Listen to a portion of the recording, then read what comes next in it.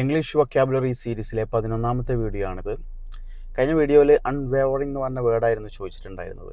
Unwavering എന്ന് പറഞ്ഞു കഴിഞ്ഞാൽ അചഞ്ചലമായത് അല്ലെങ്കിൽ ദൃഢമായത്, അതാണ് അതിൻ്റെ meaning. Despite the many setbacks, she remained unwaveringly committed to achieving her goal.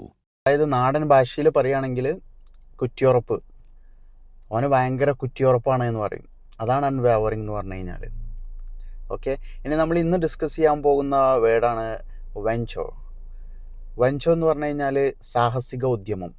നമ്മളിപ്പോൾ എവറസ്റ്റ് കീഴടക്കാൻ വേണ്ടിയിട്ട് പോവുകയാണെങ്കിൽ അതൊരു വെഞ്ചറാണ്.